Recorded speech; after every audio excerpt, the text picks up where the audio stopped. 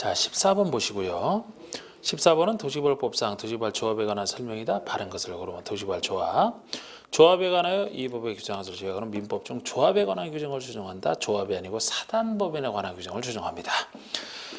도시발 조합이나 정비조합은 성격이 공법상 비영리 사단법인이기 때문에 사단법인에 관한 규정을 준용하지 조합이 아니죠. 그리고 2번은 조합을 설립하기 위해서는 토지 소유자, 다른 사람 아니고 토지 소유자만, 그것도 7인 이상이죠. 7인 이상이 정관을 작성하여 지정권자의 설립인가, 개발법이니까 지정권자 정확합니다. 3번이 설립인가 신청할 때 동의 요건이죠. 일반 동의인, 면적 3분의 2 하여다는 소유자 동의 또는 총수 2분의 1. 숫자는 맞는데 또는이 들어가서 틀렸습니다. 우리 개발법 정비법에서 소유자와 면적 기준으로 동의를 얻으라는 것은 미시예요. 미 두 동의 다 갖춰야 됩니다. 또는이면 어느 한쪽 동의로 충분하다는 얘기잖아. 또는은 없어요. 그래서 숫자 알기 전에 혹시 또는으로 되어 있는지 주의하시고 틀렸습니다. 4번의 조합장의 자기를 위한 조합과의 계약이나 소송에 대해서는 이 부분만큼은 이사가 아니고 감사가 조합을 대표하는 감사. 5번의 도시발 구역 안의 토지 소유자 중에서 조합 설립에 동의한 사람이 조합원이 된다. 동의한 사람이 조합원이 되는 게 아니고 토지 소유자이기만 하면 찬성 반대를 떠나서 당연 조합원이 됩니다. 그래서 토지 소유자이면 뭐 동의 여부, 거주 여부, 자격 상실 이런 거 없죠. 자격 결격서에 없어요. 토지 소유자이기만 하면 당연 조합원이 되고, 정비법도 원칙적으로는 그렇습니다. 정비조합도 예외가 있어서 그렇지 정비법에서는 그건 좀 이따 다시 다루고요. 15번에 다음은 도시발 사업에 있어서 시행 방식 변경에 관한 내용이다. 그 내용으로서 옳지 않은 거. 우리 개발법상 시행 방식은 세 가지가 있지 않습니까? 좀 더 큰 사업할 때 돈도 많이 들어가고 큰 사업할 때 쓰는 수용 사용 방식과 간단하게 땅과 땅을 바꿔주는 환지 방식이 존재하고요. 이 둘을 섞어 쓰는 혼용 방식까지 해서 이렇게 이제 세 가지 방식이 존재하는데, 항상 시행 방식을 바꾼다는 얘기는 그 방식으로 하려다가 못할 때 바꾸는 건데, 그보다 쉬운 방식으로 바꾸는 건 가능하겠죠. 그걸 못하는데 그보다 어려운 방식으로 바꾸는 건 더 못할 거 아니겠습니까? 원리가 그래요. 그래서 이게 가장 어려운 방식이고 돈도 많이 들어가니까 요 환지가 제일 쉬운 방식이죠. 혼용은 중간쯤 갈 겁니다. 그러면은 비록 이제 지금 하는 건 공공시행제에 국한돼 있지만 수용 사용 방식으로 하려는 공공시행제가 전부 환지로 바꾸는 거 좀 더 쉬운 방식으로 바꾸죠. 아니면 혼용해서 좀 더 쉬운 환지로 바꾸는 거, 이 둘은 공공시행제에 전제돼 있지만 이렇게 바꿀 수는 있습니다. 그러니까 반대로 환지에서 좀 더 어려운 방식으로 바꾸는 건 있을 수가 없는 거예요. 그리고 또 하나는 조합을 제외한 시행자가 수용 사용해서 혼용으로 바꾸는 거, 요것이 가능합니다. 여기서 조합을 제외한 시행자라는 것은 조합은 환지에서만 시행자가 되니까 수용 사용에서는 처음부터 조합이 없죠. 그래서 했을 뿐이지 이거는 민간 시행자도 가능한 건데, 수용 사용해서 좀 더 쉬운 혼용으로 바꾸는 걸 얘기합니다. 반대로 혼용해서 수용사로 바꾸는 것도 더 어려운 방식으로 바뀌기 때문에 안 되고요. 세 가지만 존재하는 거예요. 그래서 내용으로서 옳지 않은 것 1번은 지정권자가 구역 지정 이유라도 요건에 해당하면 바꿀 수 있다는 얘기고, 2번이 틀리는 게 투자나 조합은 전부 환지 방식에서 수용 사용 방식으로 변경할 수 있다? 있을 수가 없어요. 수용 사용이나 혼용해서 환지로 바꾸지 환지에서 이렇게 바꿀 수는 없잖아요. 이게 틀린 거죠. 3, 4, 5번 세 가지만 있는 겁니다. 우리 3번, 5번이 공공에 국한돼 있죠. 국가에서부터 지방우사. 그런데 3번은 혼용해서 전부 환지로, 5번은 수용 사용해서 전부 환지로. 이 그림상 이걸 얘기하는 거죠. 4번은 요거 얘기하고 조합을 제외한 시행자가 수용 사용해서 혼용으로 바꾸는 거, 이 세 가지만 존재합니다. 16번은 도시개발 사업 시행자는 다음의 경우 수의계약 방법으로 조성토지 등을 공급할 수 있다. 옳지 않은 것은, 자, 우리 조성토지라면 수용 사용 방식에서 조성토지는 일반에게 주는 것이라 원칙이 경제임찰 방식으로 공급하는 겁니다. 근데 예외적으로 두 가지 있잖아. 추첨으로 할 수 있는 경우와 수의계약 할 수 있는 경우. 여기서 수의계약으로 할 수 있는 경우는 일반에게 못 주고 특정인에게 줄 수밖에 없는 거, 그건 그자와 수의계약. 이게 수의계약의 원리 아닙니까? 추첨은 특정인에게만 주는 게 아니고 일반 대상으로 주는 건데, 경제임찰에 맡기면은 가격이 올라가니까 가격을 정해놓고 많은 사람 똑같은 조건으로 왔을 때 그들 중에 추첨하는, 즉 서민형 토지. 여기에 대해서는 뭐 약간의 지금 개정 논의가 있어요. 항상 지금 올해부터는 항상 시험 기준으로 효력이 있는 것이 시험법이기 때문에 항상 저한테 설명 듣고 나서도 그 마지막까지도 그 바뀔 수 있는 부분은 마지막까지 좀 체크를 하셔야 됩니다. 당장 뭐 그 직전에 바꾸는 시험에 거의 안 나오겠습니다만 그래도 항상 그 네이버에 뭐 제 이름 쳐서 나오는 그 카페 이런 것의 마지막이라도 한번 좀 보시고 대부분은 제가 다 지금 현재까지 반영을 하고 있습니다만 어쨌든 1번이 학교 용지 등 일반에게 분양할 수 없는 공공시설 용지를 국가 등 그 시설을 설치할 수 있는 자에게 공급한다. 그 설치할 수 있는 자에게 그자와 수익 이야기잖아. 일반에 줄 수 있는 게 아니잖아. 2번은 존치 않은 시설물이 유지관리에 필요한 최소한의 토지라면 유지관리에 필요한 최소한의 땅이니까 유지관리할 자에게 줘야지 다른 사람에게 주면 유지관리 안 되잖아요. 그자와 수익이야.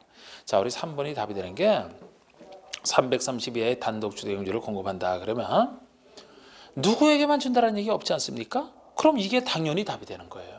그런데 그 중에서도 일반에 주는 것 중에도 이것은 330의 단독주택는 이게 추첨으로 할 수 있는 것에 들어갑니다. 서민용 100평 330의 단독주택 용지 아니면은 국민주택 규모의 주택건설 용지, 공공택지 그리고 서민들의 내 직장 마련을 위한 공장 용지 유계적으로 추첨할 수 있는 거 아닙니까? 4번은 이용 가치가 현저히 낮은 토지로서 인접 토지주택에 공급하는 것이 불가피하다. 그럼 이 토지는 인접 토지주택에 줄 수밖에 없다는 그자와 수익 이야기죠.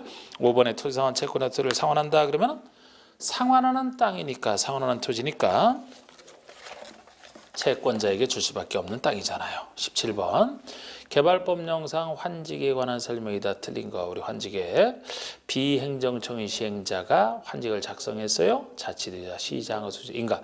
제가 개발법에서 행정청 중에서 이 환직의 인가권자만 자치대자 시장의 구청장이지 다른 것은 다 지정권자니까 그 점에서 이제 낸 겁니다. 그리고 행정청이 아닌 시행자가 전제로 해서 행정청이라면 자기가 자기 인가 안 받으니까요. 그렇게 얘기를 했을 뿐이고 2번은 토지 소유자의 신청 동의가 있다. 그러면은 당해 토지의 전부나 일부에 대해서 환지를 정하지 아니할 수도 이거 환지 부지정입니다.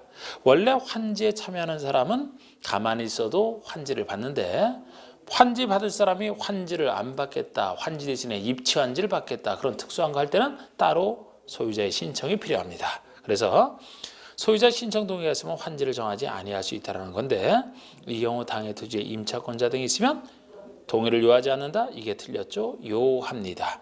임차권자 이익을 지켜주기 위해서 임차권자 등의 동의도 받아야지만 환지 부정이 가능하고 이것은 입치환지랑 차이점입니다. 입치환지랑 우리 그 18번 문제가 입치환지 문제인데 그 1번 먼저 보실까요? 좀 아까 거랑 비교하기 위해서 18번 1번이 시행자는 토지나 건축물 소유자의 신청을 받아 건축물의 일부와 건축물의 토지 지분을 공유 지분을 부여할 수 이게 입치환지 개념이에요.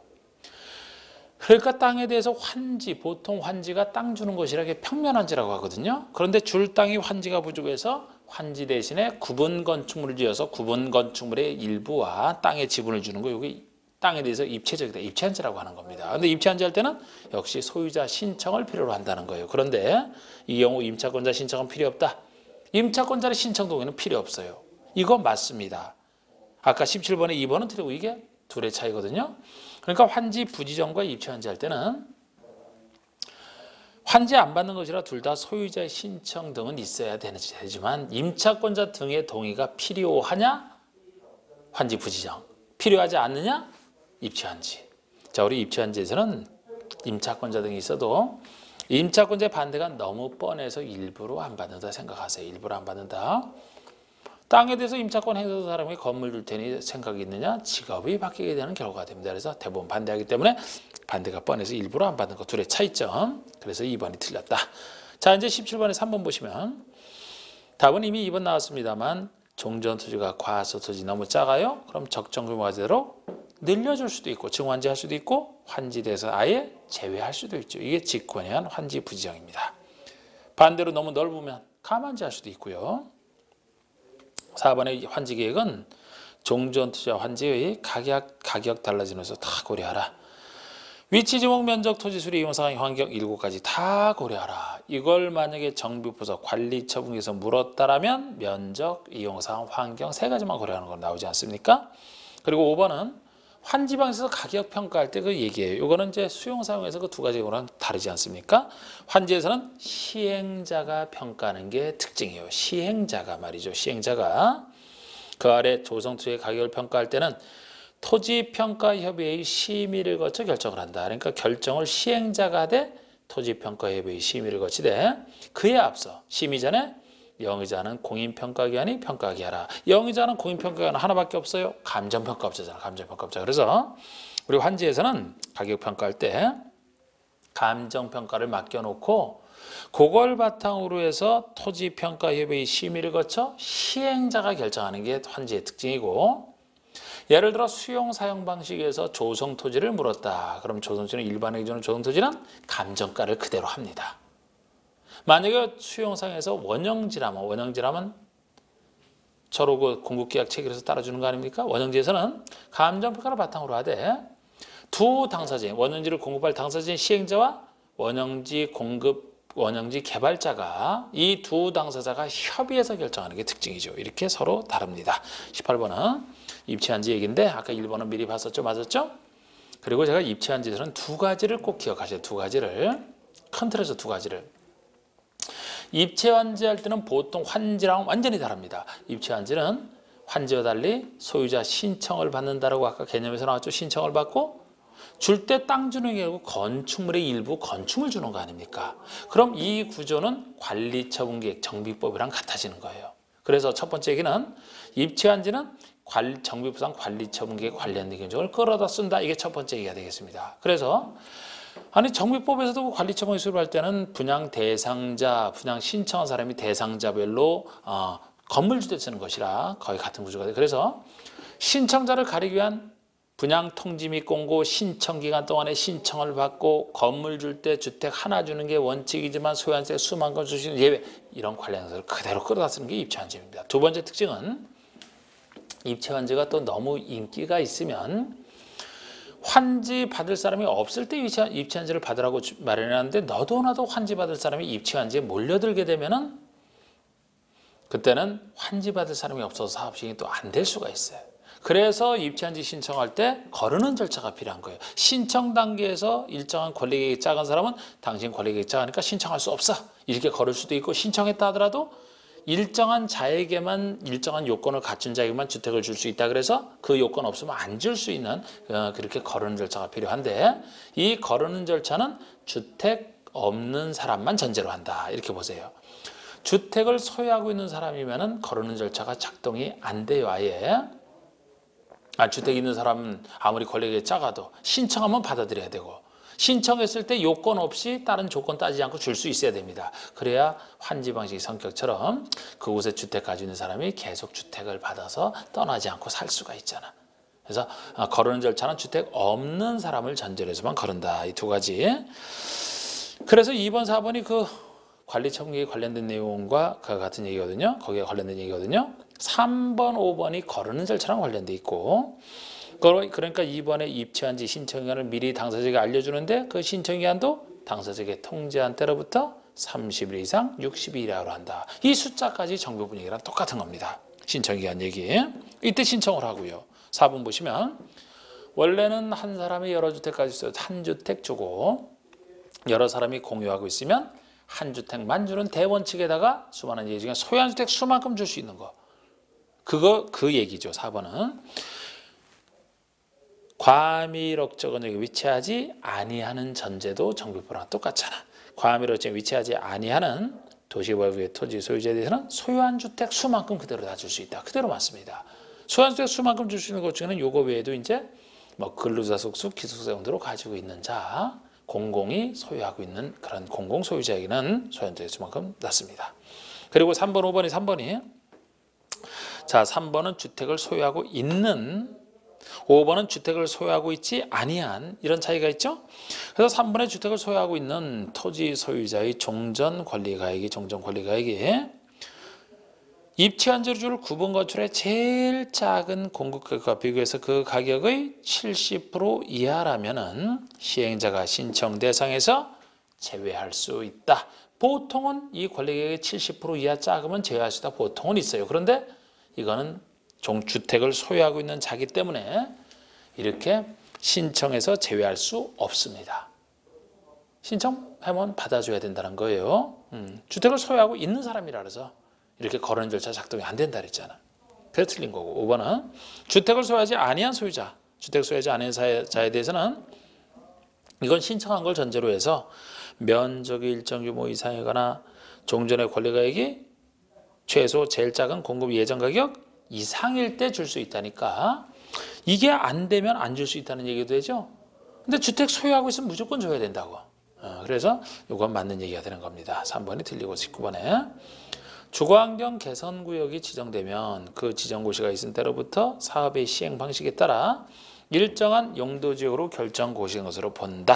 다음 중 그 연결이 잘못된 것은 이거는 좀 어려운 부분 중에 하나고요. 그만큼 잘 안 나왔던 부분인데 그냥 참고로 제가 한번 한 건데 제가 평상시에는 이거 몰라도 된다 하면서 지나가도 된다라고 했던 건데 여기서 어려운 걸로 한번 냈는데 원래 정비구역은 지구 단위 계획으로는 의제가 되지 도시적으로는 의제가 안 돼. 이미 개발된 도시적이니까. 그런데 달동 내인 주거환경 개선구역만 이런 특례 예외가 인정이 됩니다. 정비구역 중에 주거환경 개선구역 달동 내에서는 이 달동 내가 워낙 열악한 곳이기 때문에 도시지역 중에 주거지역 중에 어느 것 하나를 의제로 해서 그 수준에 맞춰서 개발해 주겠다는 그 기준으로 삼겠다는 얘기거든요.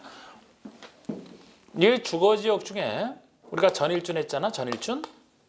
딱 중간이 일반 주거고 일반 주거가 1, 2, 3종으로 나눠졌으니까 정확히 중간이 2종 일반 주거가 되는 것이죠. 그래서 보통 이렇게 생각하세요. 우리 주거환경 개선 사업은 방식 5가지가 있는데 방식에 따라서 어느 지역으로 의제하는지가 약간씩 달랐는데 지금 일단 중간은 정확히 중간이 2종 일반이죠. 너무 화려하지도 않게 너무 초라하지도 않게 딱 중간인 2종 일반으로 의제되는 걸 기본으로 잡으시되 여기에 대해서 좀 더 나은 3종으로 의제되는 게 있고 아주 나은 준주거로 의제되는 게 있는데요.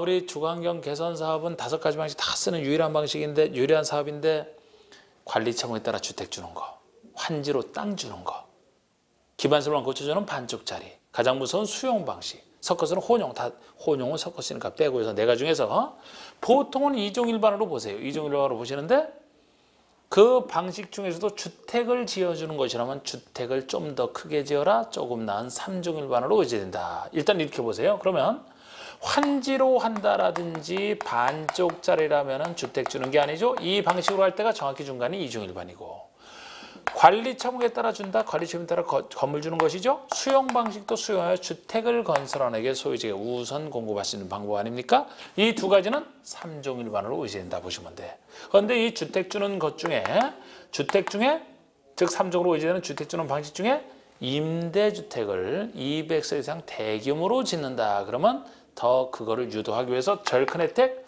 이 중에서 준주거로 의제되는 예외까지 존재합니다. 그건 임대주택 활성화로 해서 혜택을 크게 주는 거죠. 주택 주는 방식을 통해서 할 때 말이죠.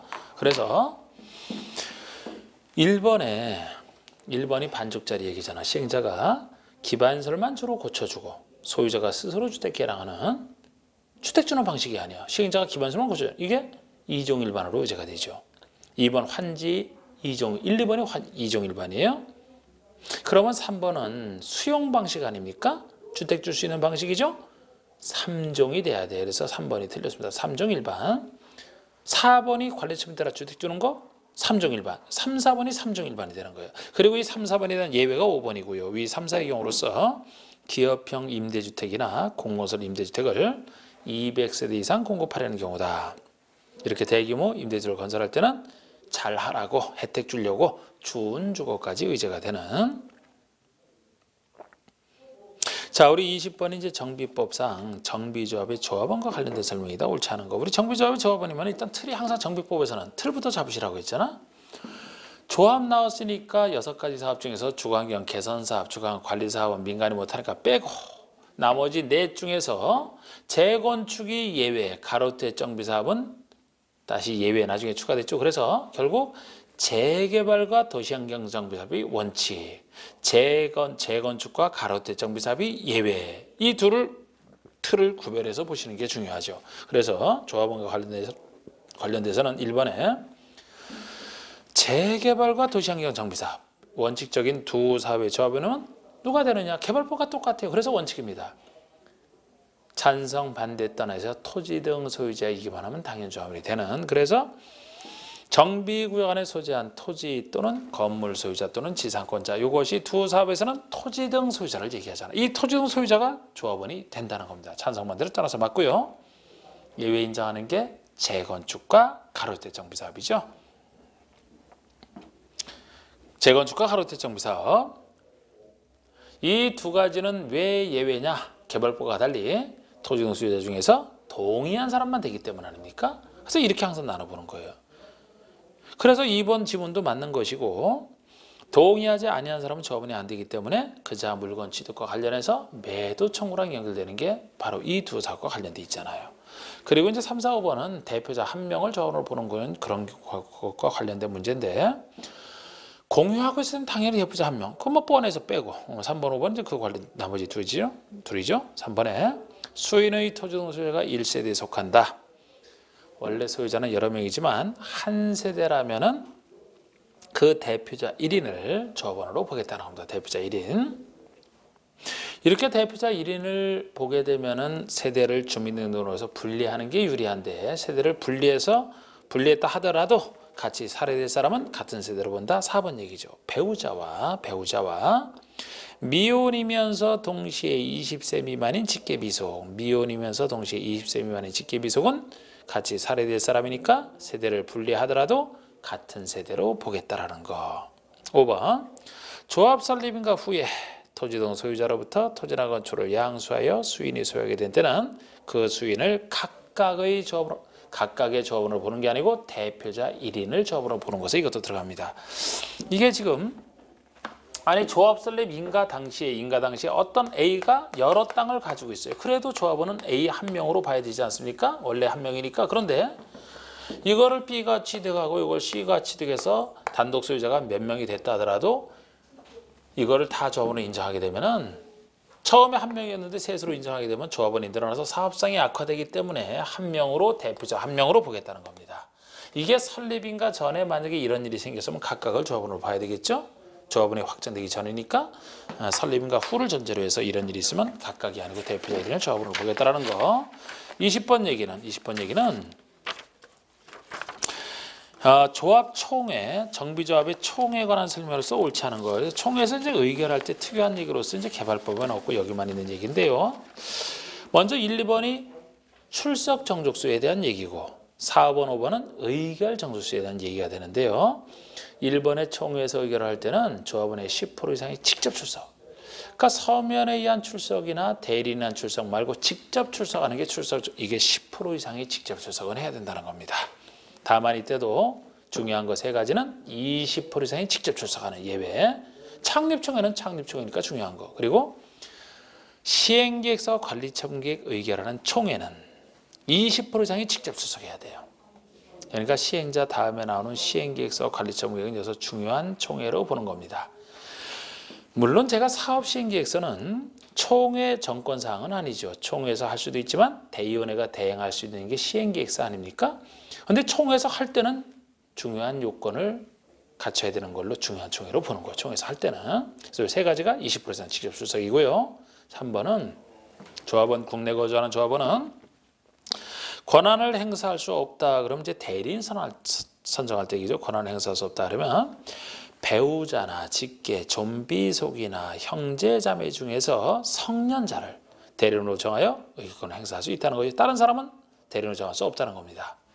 형제자매 이상 중에서. 그런데 국외 거주라면, 해외 거주라면 국내 돌아가기 워낙 힘들잖아, 그죠? 그리고 같이 가족들끼리 그쪽 해외 가서 살 거 아닙니까? 그래서 이때는 이런 제한이 없어요. 대리인을 그냥 선정할 수가 있습니다. 해외에 거주할 때는. 이제 국내 거주하는 조합에는 본인이 웬만하면 하고 이래라는 얘기죠. 자, 4번, 5번의 의결 전수 대우자, 의결 전수 틀을 잡을 때는 의결 방법은 정관을 정하는 게 원칙이에요. 그럼 정관에 맡겨놓으면 보통은 제적 과반수 출석, 출석 과반수 한서로 의결하는 게 보통일 텐데, 과반수를 얻으라는 것 자체가 의결에서는 센 겁니다. 제적 과반수가 되니까요. 이보다 더 센 게 제적 3분이에요. 그래서 보통 이제 제적 과반수로 하는 게 세 가지가 있죠. 창립총회만큼은 여기서 빠져. 아까 출석 전수 예외랑 좀 비슷하지만 다른 게, 창립총회만큼은 별도의 의결 방법이 따로 있습니다. 제적 과반수, 출석 과반수 따로 돼 있어서 요건 빠지고 창립총회에서 정관명이 들어가요. 정관을 변경하는 것도 약속의 변경이니까 함부로 하지 말아야 된다. 그래서 정관 변경과 시행계획서 관리처분계획 이 세 가지가 과반수 동의가 원칙입니다. 근데 이 세 가지 중에서 다시 예외 3분의 2자가 존재하는데 정관 변경 내용 중에서 중요한 건 네 가지는 다시 3분의 2. 시행계획서 관리처분 내용 중에서도 사업비가 10% 늘어날 때는 3분의 1 이렇게 되거든요. 자, 5번부터 한번 보실까요? 의결 방법은 정관의 정함이 원칙이나 시행계획서 관리처분계획 수립 의결을 의결하는 총회. 여기다 정관 변경까지 해서 세 가지죠. 그럴 때는 과반수 동의를 받는 게 원칙이 되겠습니다. 그런데 여기도 시행계획서 관리처분계획에 대해서 사업비가 10% 이상 늘어나면 3분의 2 이상 동의가 되고요. 4번 내용이 틀리는 게 정관 내용 중에서 조합원의 자격, 제명 탈퇴, 교체, 즉 조합원의 자격 등에 관한 사항을 변경하고자 할 때는 과반수가 아니고 3분의 2 이상 동의가 되는 거예요. 원래 정관 변경은 원칙이 과반수인데 이거는 예외 네 가지 중에 하나거든요. 그러니까 여기서 조합원의 자격 등을 바꾸는 거는 더 중요한 걸로 보고, 또 하나가 예를 들어 정비 예정구역의 위치와 면적을 바꾼다. 그럼 예정구역이 바뀌게 되면 정비구역 자체가 바뀌게 되죠. 또 하나가 조합의 돈에 관련된 거, 뭐 조합의 회계라든지 비용 사업비라든지 조합의 돈에 관련된 거 변경할 때, 또 하나가 설계자 시공자 선정하는 거. 크게 네 가지는 3분의 2가 되는 거예요. 그래서 답이 4번이고요. 22번에 정비부상 관리처분계획 등에 대한 내용이 다 틀린 것을 했는데, 사업 시행자는 분양 신청을 하지 아니하거나 인가된 관리처에서 분양돼서 제외된 자, 분양 안 받을 세 사람 중에 두 사람을 표해놓고 있네요. 나머지 빠진 사람은 신청을 했다가도 끝나기 전에 철회한 자 아닙니까? 셋 다 공통점이에요. 처음부터 신청을 안 했다, 했다가도 철회한 자, 철회 안 했지만 관리처분계획 인가 과정에서 제외된 자까지 분양 안 받을 세 사람은 미리 청산해 주는데, 분양 신청에 대한 종료일 이게 틀렸습니다. 분양 신청에 대한 종료일 대신에 관리처분계획 인가일이라고 적어두셔야 돼요. 관리처분계획 인가일 다음 날로부터 90일 내에 현금 청산해야 됩니다. 그래서 90일 내에 현금 청산 숫자 맞게 해놨는데, 이 시기를 다르게 한 게, 시기를 좀 바꾸게 한 게 이 시기를 알아보시라고. 예전에는 신청기한 동안 신청을 안 하거나 신청을 철회한 자는 신청기한 만료일 다음 날로부터 계산을 했습니다. 관리처분 인가에서 제외된 자는 관리처분 인가일 다음 날로부터 계산을 했고요. 근데 이걸 지금 통합을 해서 분양 안 받아서 세 사람은 다 맨 마지막에 분양 안 받는 관리처분계획 인가일 다음 날로부터 90일 통일적으로 해서 현금 청산하겠다는 거예요. 그래서 분양 신청 끝난 다음 날부터 계산하는 건 없어요. 현금 청산 기간에서 관리처분 인가일 다음 날로부터. 그걸 잘 보시고 틀렸습니다. 2번 관리처분계획 변경 중지 폐지하고자 할 때는 시장허수의 인가.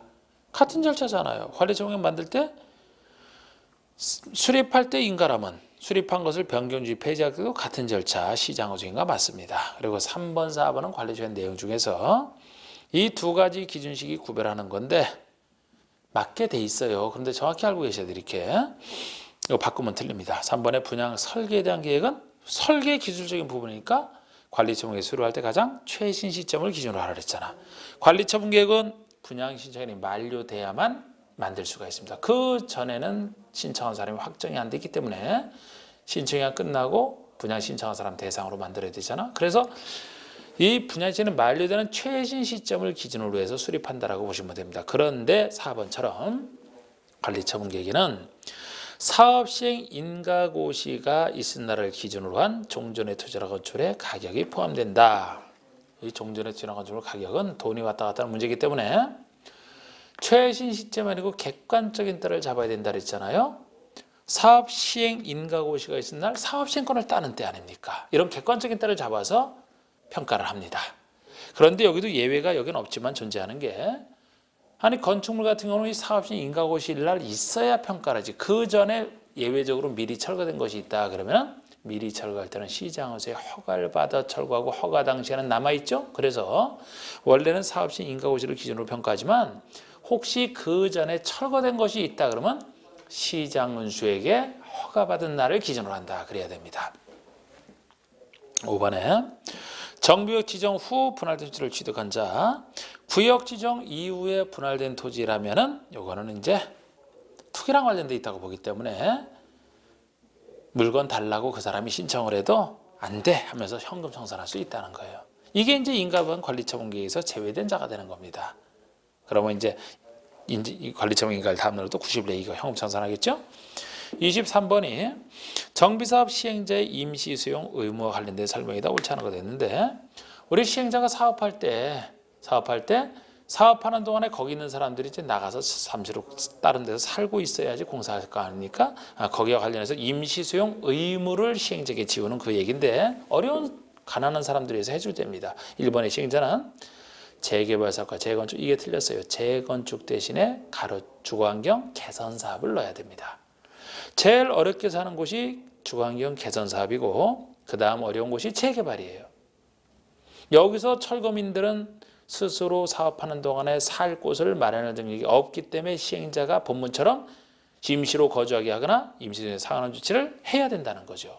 재건축 이상만 돼도 스스로 살 곳을 마련할 능력이 충분하다고 봐서 이런 거 해줄 필요가 없습니다. 그래서 1번이 틀렸어요. 그리고 2번에 위의 경우 시행자는 그 임시 수용을 해서 필요한 때는 국가지자체나 공공단체나 개인의 시설 토지도 일시 사용할 수 있고 사업하는 동안에 쓸 수 있게 일시 사용권을 인정을 해줘서 밀어줍니다. 근데 일시 사용할 때 3번과 5번 차이점으로 하셔야 돼요. 3번은 국가지자체의 시설이나 토지를 일시 사용할 때는 사용료 대부료 면제입니다. 그러니까 국가지자체에서 쓴다면 어차피 세금으로 운영되는 것들 아닙니까? 그러니까 확실하게 밀어주겠다. 공짜로 쓰면 돼요. 그래서 국가지자체가 공짜이기 때문에 면제이기 때문에 혹시 시행자가 사용 신청을 했을 때 국가지자체가 거절할까 봐 사용 신청에 대해서 거절하지 못한다 이런 것도 두고 있습니다. 거절하지 못하지만 예외적으로 거절할 수 있는 경우를 따로 인정하죠. 그거 중에 하나가 4번입니다. 국가는 지자체도 마찬가지고 국가나 지자체는 4번 제3자와 매매 계약이 체결된 시설에 대해서는 사용 신청을 거절할 수 있다. 맞습니다. 아니 제3자와 이미 매매 계약이 체결돼 있다? 아니면 제3자에게 사용 허가를 내줬다? 그러면 제3자에게 쓰게 만들어야 되잖아. 아니면 또 하나가 사용 신청 이전에 사용 계획이 확정이 됐다면 확정된 사용 계획에 따라서 사용을 시켜야 될 거 아닙니까? 다른 사람에게. 그러니까 이거를 시행자에게 줘서는 안 되죠. 이때는 거절할 수 있다는 겁니다. 그리고 5번은 공공단체나 개인의 거예요.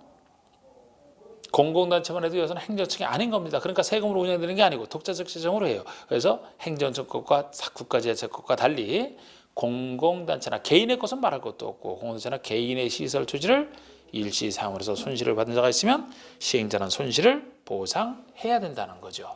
손실보상 의무 이런 식으로 3번과 5번이 다릅니다. 그리고 24번은 정비보상 청산금에 대한 내용이 다 틀린 거 됐는데 뭐 개발부나 정비부 비슷한 청산금이죠. 1번 청산금은 시행자가 징수할 때는 부당이득 반환금, 교부할 때는 손실보상금으로서의 성격을 갖는다. 그렇습니다. 줄 때는 손실보상해주는, 징수할 때는 부당이득 반환받아오는 2번 일반적인 걸로 낸 거죠. 청산금은 소유권 이전 고시가 있은 후에 지급해야 되는 게 원칙입니다. 항상 소유권 넘겨주고서 확정된 걸 주는 거 아닙니까? 그런데 정관 등에서 정하고 있거나 의결을 가서 따로 정했다면 이전 고시 전에 분할해 지급할 수 있어요. 그래서 없다가 틀린 겁니다. 관리처분계 인가일로부터 소유권 이전 고시일까지 그 소유권 고시 전이라도 분할 징수나 분할 지급이 가능합니다. 분할할 수 없다니까 틀린 거예요. 3번은 시장수가 아닌 자가 시장수에게 징수를 위탁했다? 개발법, 정비법서는 다 4% 주는 거 똑같은 거. 그 얘기죠. 3번이. 4번은 이거는 정비법원에 있는 저당권의 물상대위 아닙니까? 이거 개발법원하고 이제 정비법원에 있는 규정인데 청산금에 대해서 권한을 행사할 수 있다라는 토지 등에 대해서 저당권을 설정한 권리자는 저당권이 설정된 토지나 건축의 소유자가 지급받을 청산금에 대해서 청산금 지급하기 전에 압류 절차를 거쳐서 저당권 행사할 수 있다. 우리 청산금이 바로 처음에 저당물의 가치 변형물이니까 이제 압류를 해서 특정시켜 놓은 다음에 거기다 저당권 행사할 수 있어야 되는 저당권의 물상대 얘기고 5번에 청산금을 지급받을 권리나 징수할 권리는 소유권 이전 고시 다음 날로부터 5년간 이를 행사하지 아니하면 소멸한다. 이게 청산금 소멸시효, 5년 소멸시효를 얘기하는 건데 어느 때로부터냐? 권리 행사 시효 때로부터 진행하니까 소유권 넘어간 날, 소유권 이전 고시 다음 날로부터 5년 이렇게 되는 게 맞습니다. 다음 날에 빠지면 틀리겠죠? 다음 날에 빠지면 틀립니다. 그 다음에 25번은 건축상 용어에 대한 설명이 좀 옳은 것은인데 건축물이란 토지에 정착하는 공작물 중에서 지붕과 기둥 그리고가 아니죠. 또는이죠. 또는 벽이래야 됩니다. 건축의 3조를 다 같이 해야 건축물이 되는 게 아니고 지붕은 있어야 되고 지붕과 기둥만 있어도 지붕과 벽만 있어도 그 얘기잖아요. 딸린 시설을 포함해서. 이번에 하천구역 내 숨은 조작실에는 건축상 건폐율 윤율에 대한 규정이 적용된다? 적용 안 됩니다. 다른 규정도 다 적용 안 돼. 왜? 건축법 자체가 적용이 안 되기 때문에. 이 건축법 자체가 적용 안 되는 게 3번에 관련된 문화재도 있습니다만 그 문화재 외에는 대지를 특정할 수 없어. 대지가 특정돼야 거기다 건축 기준을 적용하는데 특정될 수 없어서 건축법 적용이 안 되는 그 4가지가 있잖아요. 그 중에 하나가 하천구역 내 수문 조작실입니다. 하천구역 내에 있는 수문을 조작해요. 하천구역 쭉 연결돼 있잖아. 대지를 특정할 수가 없어요. 또 하나가 예를 들어 철도나 궤도의 선로 부지 안에 있는 각종 시설, 뭐 급수급당, 플랫폼 이런 것들, 궤도나 철도 선로 부지 쭉 연결돼 있어요. 대지를 특정할 수 없잖아. 예를 들어 철도 역사는 선로 부지에 짓는 게 아니고 밖에 대지에 짓기 때문에 그때는 건축법 적용은 되죠. 그리고 또 하나가 고속도로 통행료 징수시설, 역시 쭉 연결되어 있는 고속도로에 설치하는 통행료 징수시설이라 대지 특정이 안 돼. 그리고 컨테이너를 이용한 간이 창고라면 원래 건축법 적용 받아요. 그런데 컨테이너를 이용한 간이 창고로서 공장 안에 설치하는 것으로서 이동이 쉬운 것만 해당이 돼요. 이동이 쉽다는 얘기는 정착을 시켜놓지 않았으니까 그 컨테이너가 들어가는 대지가 확 특정이 안 되는 거예요. 그래서 역시 그리고 3번이죠. 문화재 보호법상 지정 문화재는 건축에 적용되지 아니하나 가지정 문화재는 건축에 적용된다. 이게 뒤가 틀렸죠. 가지정만 되더라도 적용이 안 됩니다. 문화재는 다 적용이 안 돼요. 문화재 보호법 적용을 따로 받아야 돼요. 건축법 적용 안 합니다. 가지정에도. 반면 우리가 전통, 사찰 뭐 이런 표현은 아직 문화재로 아니라 했죠. 그건 적용되는 것들이죠. 4번이 맞는 게 이것도 유명한 게 주요구조란 건축의 3요소랑 관련된 지붕, 틀, 기둥, 벽 중에서는 내력 벽. 거기다가 바닥 없는 건축물 없죠? 바닥을 지탱하는 게 뭐죠? 오르락내락하는 주 계단까지 해서 6가지를 얘기하고 다만 사이사이 있는 사익기둥이나 제일 낮은 최하층 바닥이나 작은 보이거나 차양, 5개계단 등은 주요구조부 아니다라는 것이 있고 5번에 고층 건축물이란 고층, 층수가 50층 이상 또는 50층 높인 곱하기 4에서 200m 이상 아니죠. 초고층 얘기죠. 초가 화투에서 오를 얘기한다. 50층 이상 또는 200m 이상. 고층이라면 제가 고3 그랬잖아. 그러니까 30층 이상 또는 곱하기 4에서 120m 이상. 그래서 4번만 맞습니다. 우리 26번은 다음 중 둘 이상의 필지를 하나의 대지로 볼 수 있는 경우가 아닌 것. 원래 1필지가 1대지, 1필지가 하나의 대지를 구성하는 게 원칙이지만 둘 이상 필지를 합치지 않고도 전체를 1대지로 보는 경우가 있어요. 지금 이 문제죠. 하나의 건축이 들어서는 땅 전체, 하나의 도심계획시설이, 하나의 주택단지가, 하나의 도로, 하나의 지하상가, GPI 건축하는 것이 들어서는 땅 전체를 1대지로 봐주겠다. 이런 논리 하나. 또 하나는 조건부가 있죠. 이 두 땅을 나중에 사용승인 신청할 때까지 합칠 것을 조건으로 허가를 내죠. 나중에 합쳐질 땅이니까 전체를 1대지로 봐주는. 그리고 또 하나는 걸쳐 있지는 않지만 합병이 불가능한 땅이더라면은 한 사람이 이용하는 걸 전제로 해서 이 불가능한 땅 전체를 1대지로 봐주는 뭐 이런 것들.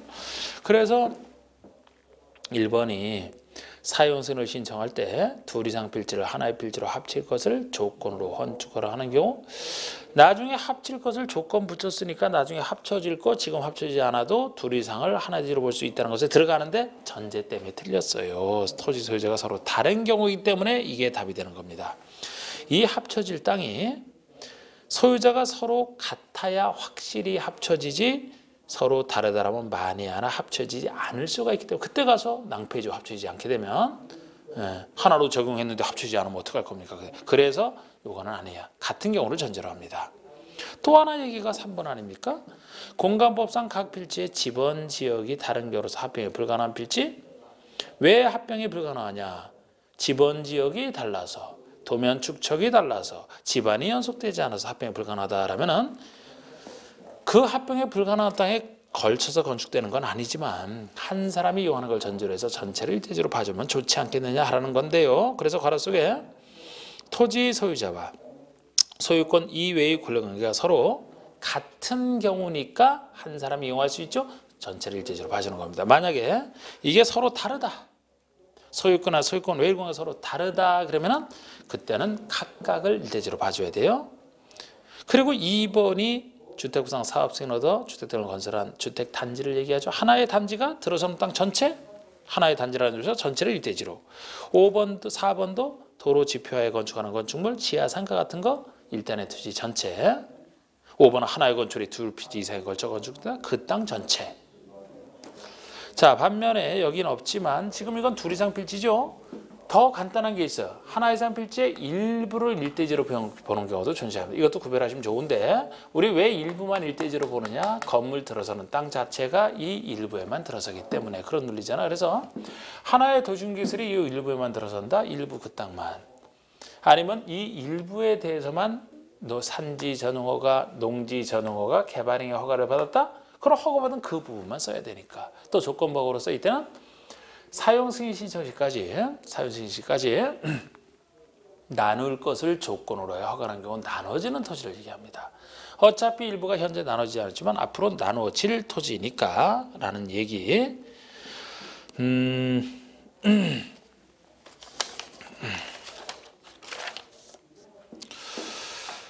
자, 그 다음에 28번 얘기는 27번 얘기는 건축물의 용도 변경 절차 등에 대한 설명이 좀 옳지 않은 거. 우리 용도 변경 절차를 하면은 우리 9개 시설군을 최소 써놓고 좀 하는 게 좋다 그랬잖아요.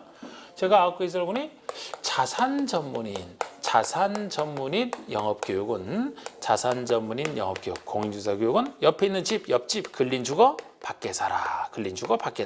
이렇게 했던 거. 요 정도를 해두고 여기다 항상 이렇게 써놓은 상태에서 교육, 복지, 주거, 업무. 교복 만드는 것이 주업이다 이렇게 했던 거. 요거까지는 더 많이 적어도 뭐 이걸로 충분한데 시간이 너무 걸려서 안 돼요. 이 정도는 써놓고 하시면 되고. 그런데 이제 공부용이니까 원래 이것만 써놓고 느낌상 가도 거의 맞춥니다. 그런데 좀 더 정확하게 지금 일단 말씀드리면 이게 자동차 관련설군이 자동차 관련해서 들어가는 거, 산업 등 이것도 외웠잖아. 운창공위 참여 장래, 운수시설, 창고, 공장, 위험물 저장시설, 자원순환 관련설, 묘지 관련설, 장례시설, 구름이 흘러가는 창공위에 참여해 장례 지낸다 했던 거, 전기통신이 전기, 발전, 방송통신 관련된 거, 문화집회, 영업 요즘 생각을 하셔야 되죠. 문화집회는 당연히 문화 및 시설은 당연히 들어가고 비슷한 종교문화, 종교시설, 관광문화, 관광시설 들어가고 특히 위락문화, 위락시설이 문화집회에 들어간다. 반면에 위락이 문화라면 숙박시설은 대표적인 영업시설을 속한다. 숙박 영업한다. 영업에는 판매시설, 운동시설도 있잖아. 특히 숙박시설 들어가고 근생 중에서 이종 근생 중에 유일하게 다중생활시설만 영업에 들어간다. 주의하시고 나머지 이름 알면 끝나는 거예요. 교육복지, 교육으로서 교육연구시설과 청소년 교육과 관련된 게 수련시설이고 야영장도 청소년 교육과 관련돼 있다 그랬죠. 복지라면은 의료복지, 의료시설과 노유자시설 들어가는 거. 근생에는 1, 2종 근생만. 주거, 업무, 주거로서 단독공동, 업무로서 업무시설과 공공업무와 비슷한 교정군사. 그 밖에 들고 제일 위험성 없는 동식물 관련시설. 그리고 아래에서 위로 올라가는 용도 변경이다. 시장 운수구청장에게 허가받아라. 위에서 아래로 내려면 위험성 감소되니까 시장어청에 신고한다. 같은 시설 건너에서 움직인다. 그러면 허가 신고 필요 없고 건축물 대장의 기재사항 변경 신청을 하라. 대장 변경 신청. 이때도 같은 주용도 내에서 바뀌거나 주용도는 달라도 1, 2종 근생 간에 바뀌는 것은 가벼운 것이라 변경 신청 필요 없다 그랬고 허가와 신고 대상 2가지 경우로서 둘 다 면적이 100 이상이면 사용 승인 받고 써야 된다. 특히 허가 대상으로서만 면적이 500 이상이면 전문가인 건축사가 직접 설계를 해야 된다. 이런 얘기까지 있는 거. 자, 그러면은 1번 야영장 시설을 숙박시설로 용도 변경할 때는 자치시, 자치도와 시장허수청장의 허가. 이렇게 용도 변경 같은 개별적인 허가는 시도에서급이 하는 게 아니에요. 시장허수구청장, 자치시, 자치도에서만 그 사람이 하니까요. 자, 야영장이면 교육연구에 속하죠. 청소년 교육, 숙박이라면 숙박 영업인의 교육복지에서 영업시설은 위로 올라가죠. 허가. 맞습니다. 2번은 경기도 가평군에서. 그러면은 이런 말이 들어가면은 이거를 쓰지 않을 거라면 내질 않았어요.